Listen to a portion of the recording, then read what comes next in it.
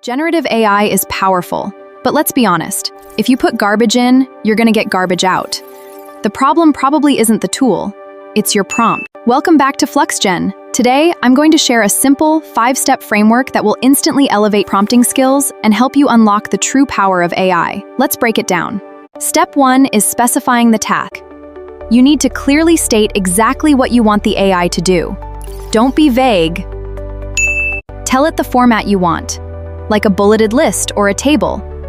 And give it a persona. Tell the AI, or act as a concert promoter. This sets the baseline for Step 2 is context. You need to narrow the AI's focus. Why are you doing this? What are the rules? The more background information you provide, the less time you'll waste for the do. The more background divide, the less time you'll waste trying to fix a generic output. Step 3 is the secret sauce, references. This means giving the AI examples of what success looks like.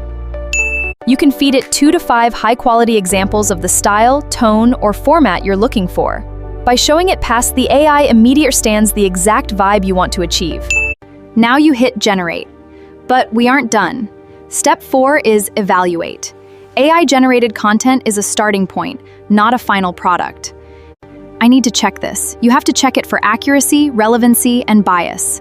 Does it actually sound good? If it's not perfect, don't settle. Which brings us to the final step. Step 5, iterate. Think of prompting as a back-and-forth conversation. The AI gave you a response, now tell it what to fix. Make it punchier, or rewrite this to be more professional.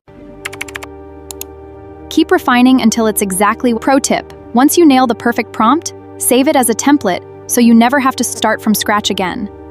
By using this framework, task, context, references, evaluate, and iterate, you'll get way better results out of whatever AI you're building with or using.